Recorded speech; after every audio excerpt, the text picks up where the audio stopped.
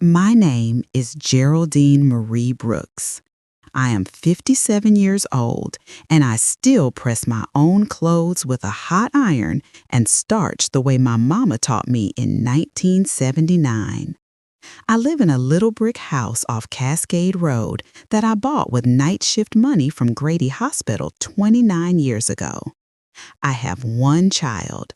His name is Langston Elijah Brooks, and for 29 years, he called me the prettiest woman in Atlanta. Until the day he told me, straight-faced, "Mama, please don't walk me down the aisle. You embarrass me." Those words still ring louder than the organ at Big Bethel on Easter Sunday. But let me take you back, the way I always do when I tell this story to the ladies in my Tuesday night Bible study, so you understand how a mother who gave everything ended up standing outside the St. Regis Hotel with gumbo dripping off her good Navy suit and revenge in her heart. It started 3 years ago when Langston brought Dr. Evelyn Pierce and her daughter, Dr. Olivia Pierce, to Sunday dinner. Langston had just finished his residency in orthopedic surgery at Emory. I was so proud I cried in the Piggly Wiggly when his match letter came. I took extra shifts, sold my good jewelry, cashed in the little 403B I had, and paid every dime of that medical school bill so my baby wouldn't owe a soul. I wanted him to start clean. He walked in my house that Sunday in a suit I had pressed myself, holding Olivia's hand like she was made of spun sugar. Olivia was beautiful, no denying it. Caramel skin, natural hair in a perfect twist out, white coat in the car because she was a third-year OBGYN resident.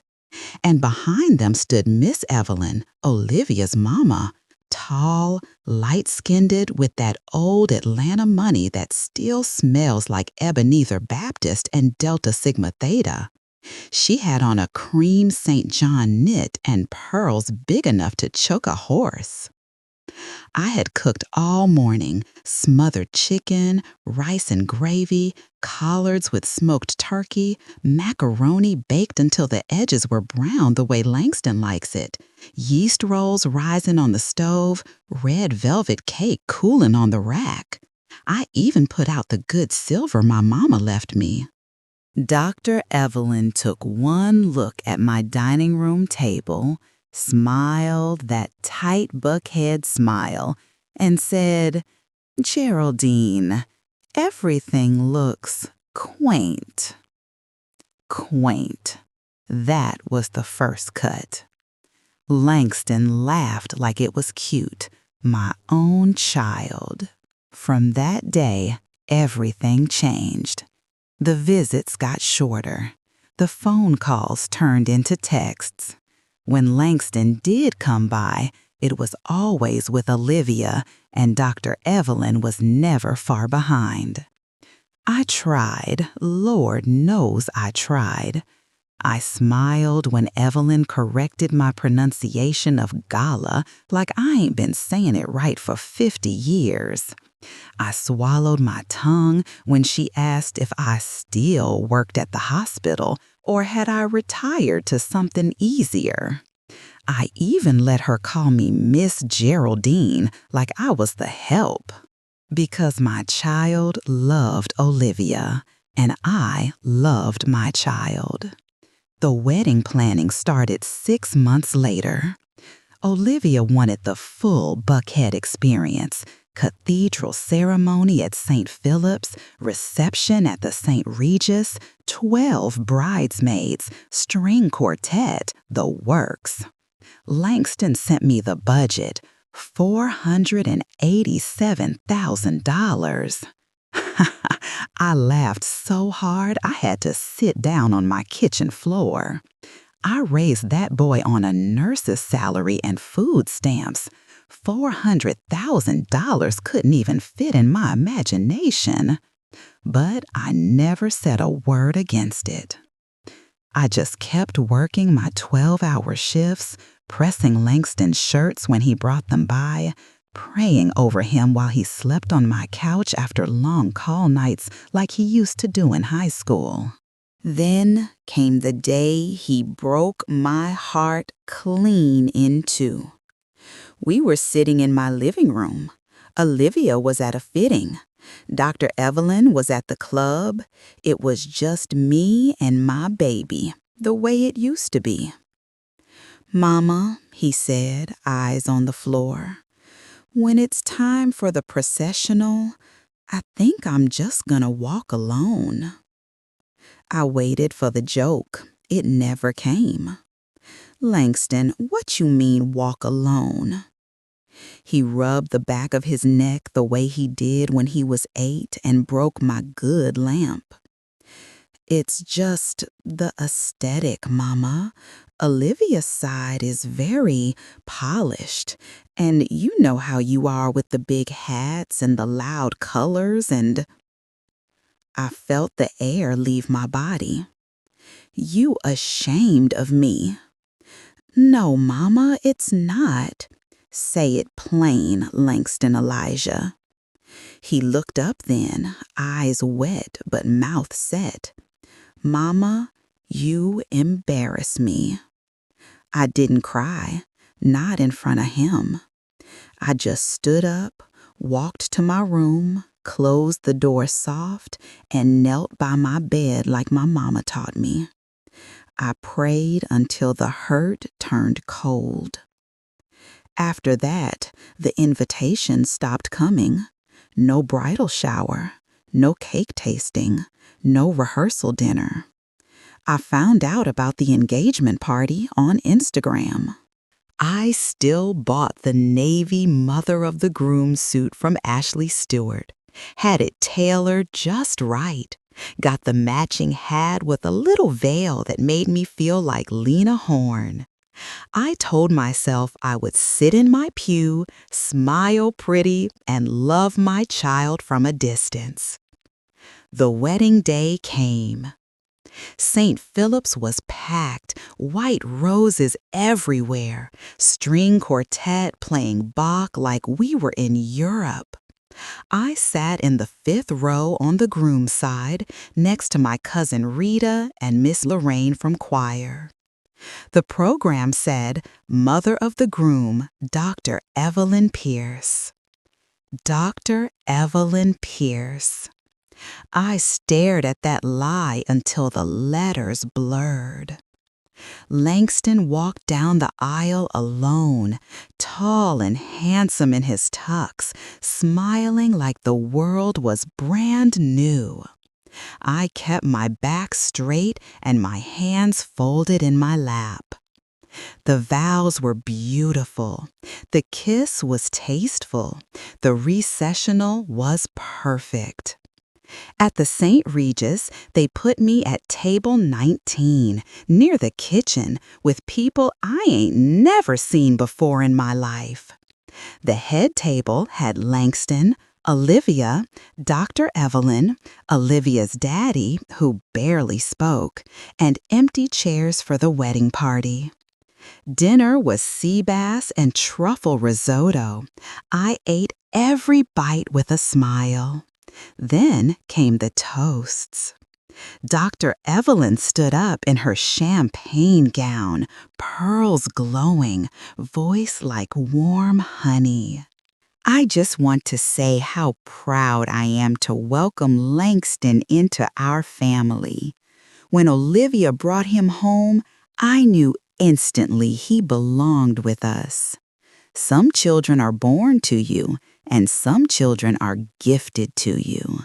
Langston is the son I always prayed for." She raised her glass. "To my son." Everybody clapped. Langston stood and hugged her like she hung the moon. I felt Miss Lorraine squeeze my hand under the table. Then came the mother-son dance. The DJ announced it sweet. And now Dr. Langston Brooks and his beautiful mother, Dr. Evelyn Pierce, will share this special dance. Dr. Evelyn glided to the floor like she'd been waiting her whole life. Langston took her in his arms, and they swayed to A Mother's Prayer by Casey and JoJo. I sat there, hands in my lap, watching my only child dance with a woman who had never changed one diaper, never stayed up all night with a fever, never worked 16 hours so he could have cleats that fit. When the song ended, Dr. Evelyn kissed his cheek and said loud enough for the microphone to catch, "I love you, son."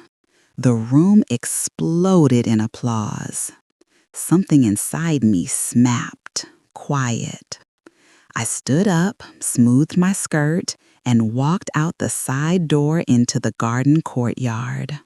The night air was cool. I could still hear the music through the glass.